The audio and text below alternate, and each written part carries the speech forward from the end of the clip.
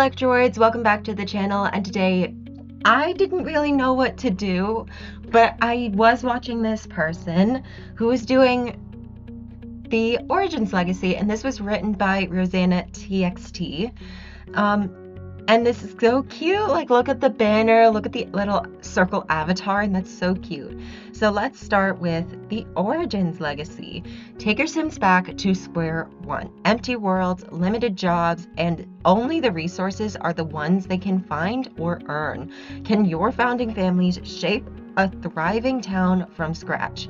This is more than a legacy. It's the story of how an empty save becomes a living, breathing world. Build lot by lot, sim by sim. So there's a lot of like useful links here. She recommends UI cheats and MC Command Center. I do have both of those. So starting rules. Start with a completely empty save file. My advice, just find somebody who's already done it. And if you're making a video on them, try to credit them. I tend to be forgetful, so I'm sorry if I don't. This challenge can be done with any or with all the packs. The more packs you have, the longer it will take due to having more worlds. But you can play with just the base game. Play 4 families in starter homes, max 20,000 simoleons per household in Willow Creek. These families can be as big as you like, but even if you add more sims, you cannot have more than 20,000 simoleons, and free real estate is not allowed. Okay, so we can't have more than 20,000 simoleons. If you want doing things extra challenging, you are allowed to even start fully rags to riches. Keep in mind there are no community lots in your world, so this is even more challenging than a regular rags to riches. You are allowed to pick one May household to play with, or you may play rotationally. It is a personal preference. I would play rotationally. If you plan on picking just one family to play with, I can recommend making sure the other households have kids or single sims for your sim to date. Otherwise, you'll get stuck in the challenge. Okay, so it is recommended to, I would recommend playing rotationally just because it's a little bit more fun. You are allowed to play on any lifespan or even have aging off completely. For the richness of your save file, I recommend playing with aging on just to keep an eye on new sims and townies being generated so you can make them over, move them out to other lots if needed. The longer you play, the more complex this can get. By turning aging off, you might be able to keep your worlds in a more frozen state as you move through the gameplay. So, there's a lot of rules. Let's start with generational.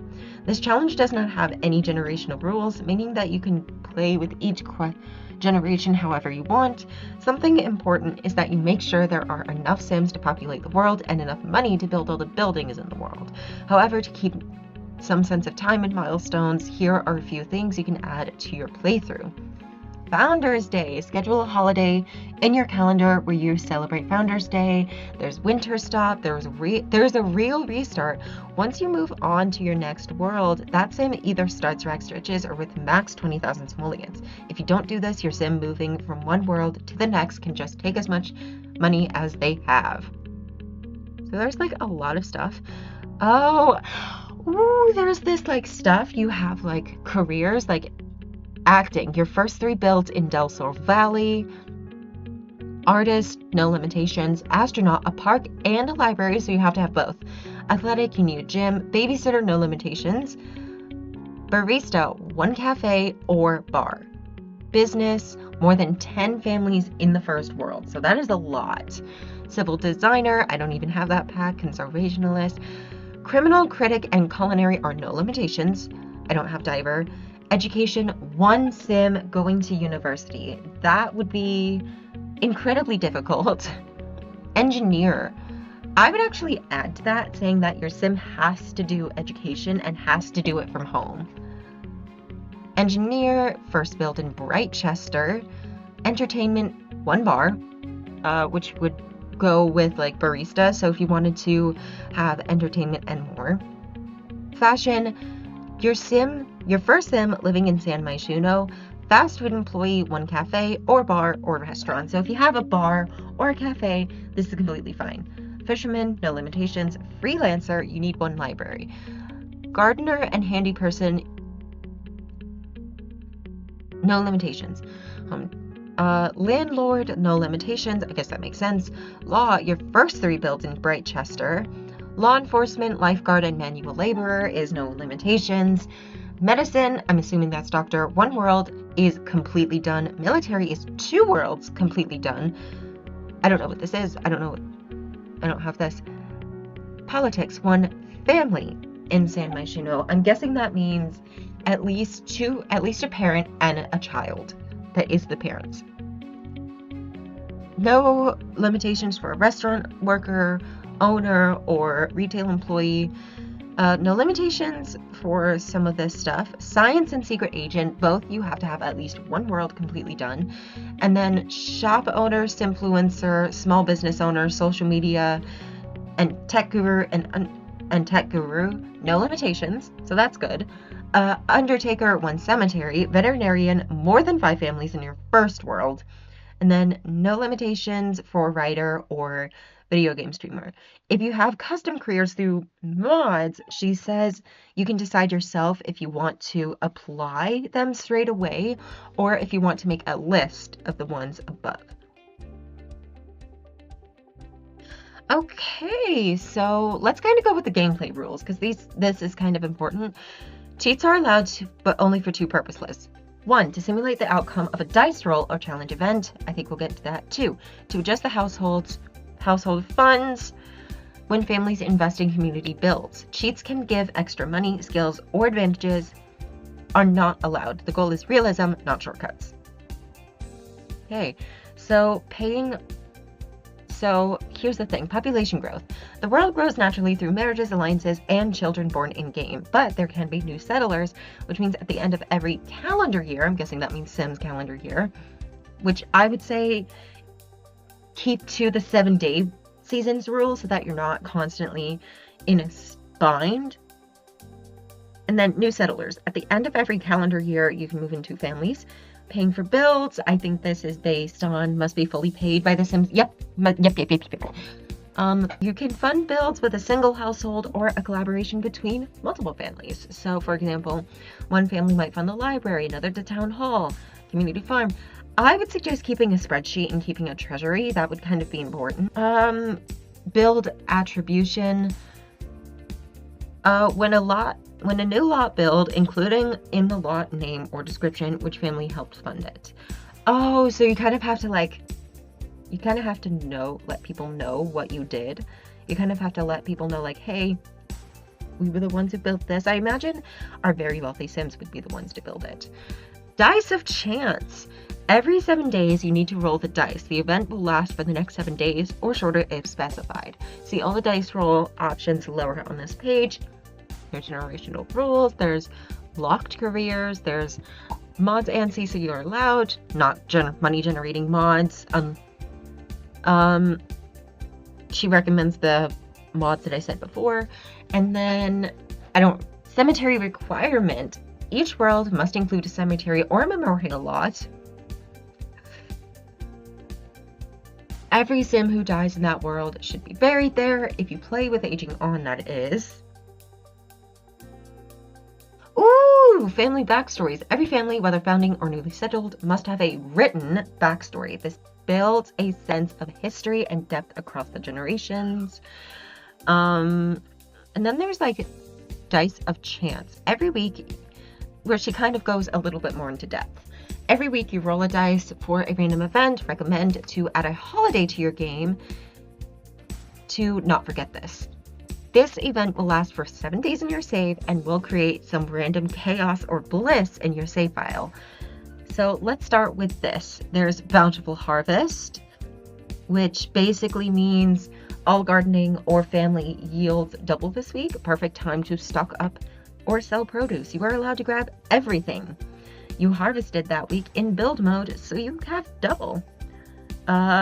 Economic boom. Sims can earn double from their careers or business for a week. You are allowed to cheat the money they earned that week and to 2 times. Plague or illness outbreak. Sims catch colds or get low moods. You are allowed to cheat them being actually sick. Sims cannot see anyone outside of their own household. There's rebellion and uprising. One household refuses to pay refuses tax or any money they promise. This means other households will have to pay extra for ongoing build projects. I don't really know if this means just for that week, but I'm going to assume it means that. So I would probably say because one family is refusing to pay the tax, I think what that means is double the tax is going to be put on. Tax collection. Each family pays a small town tax, remove 500 to 1,000 simoleons per household. The funds go to the community build budget and allow you to upgrade or change existing builds. There's a famine that you can do. Gardens yields are halved or destroyed for the week.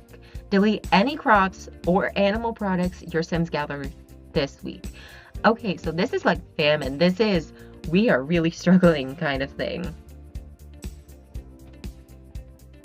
There's baby boom. Sims are more likely to get pregnant or adopt this week. You can use the ley line lot trait or cheat Sims being pregnant with multiple babies. There's economic crash. Career incomes dropped by half for the week. Cheat away half of the money your Sims make every day. What's next? What would be another one? Ooh, mystery benefactor. A random household receives 5,000 simoleons donation for town development. I think this would kind of be interesting to have someone maybe make their own vet. I don't know if it's mentioned. More than 5 families living in the first world. So yeah, you could do something like that.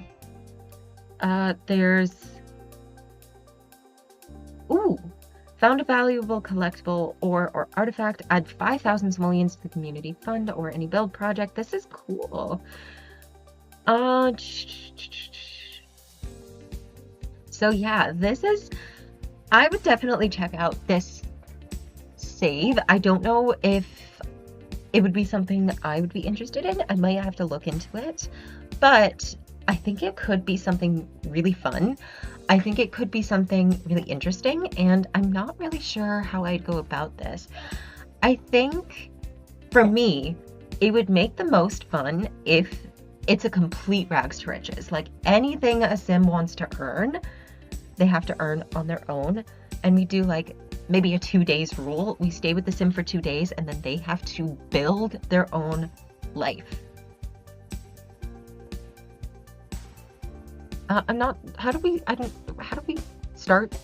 I think you have to start with 4 households. But anyways, I think it would be really fun to do like a, say, all 4 households, they're completely broke. They're poor. You don't have anything to start with. You don't get those 20,000. And I know it says no free real estate, but let's be honest, I'm just going to cheat it away anyway. So I'm going to say maybe they don't have anything. Maybe they have to start from the very beginning. Careers, I'm going to say, would be completely locked off. Maybe it would make sense that careers were completely locked off. Like, every single one of these careers are locked off. You're not allowed to use them until they are completely made. And maybe, I think I would make this even more difficult. I'd say off the grid. I wouldn't do simple living. I'm not that crazy, but I would definitely do off the grid. And in order to kind of maybe in order to put the water and everything back on, I feel like your Sims have to have a certain amount of money and a house in order to get the lights turned back on. So yeah, this would be really fun. I think you can kind of do a lot with this. So anyways, I hope you guys liked today's video. If you did, don't forget to hit that like button and the subscribe button. Don't forget to comment down below, and I will see you guys in the next video. Bye!